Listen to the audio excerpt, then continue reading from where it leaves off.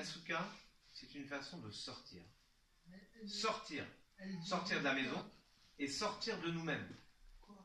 La valeur numérique du mot souka, d'ailleurs, on parle de numérologie, la guématria du mot souka, c'est 91, qui est la valeur numérique du mot sort. Et il y a deux façons d'apprendre dans la vie. Deux. La première, c'est d'écouter Bob Dylan, ça c'est sûr.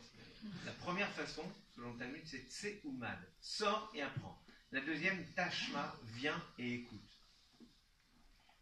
Et lorsque le président parlait de l'image de l'osé, je ne dirais pas que l'osé a une mauvaise image, loin s'en faut, parce que quiconque vient et écoute ce que fait l'osé, vient et voit ce que fait l'osé, vient et est porté par quiconque travaille dans l'osé, c'est ce que l'osé peut faire.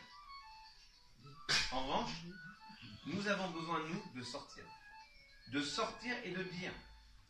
Alors c'est vrai que c'est très compliqué à cause du secret professionnel, à cause de la pudeur que vous portez tous. Parce que personne ici n'est capable de dire « Regardez ce qu'on a fait aux autres ». C'est la chose la plus dure qui soit. Voilà pourquoi, d'une certaine manière, il y a un conseil d'administration.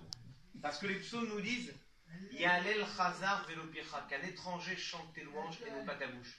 C'est au conseil d'administration aussi, et j'en prends ma part, modeste, mais j'en prends ma part, de dire ce que vous faites. Quand vous portez des familles, quand vous accompagnez des hommes et des femmes qui sont en fragilité, c'est à nous de le faire.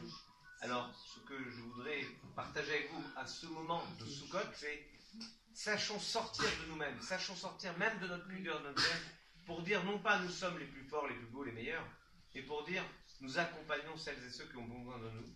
Et c'est ce que Dieu a fait dans le désert. Il a accompagné les Hébreux en leur mettant des cabanes pour les protéger des vicissitudes du chemin.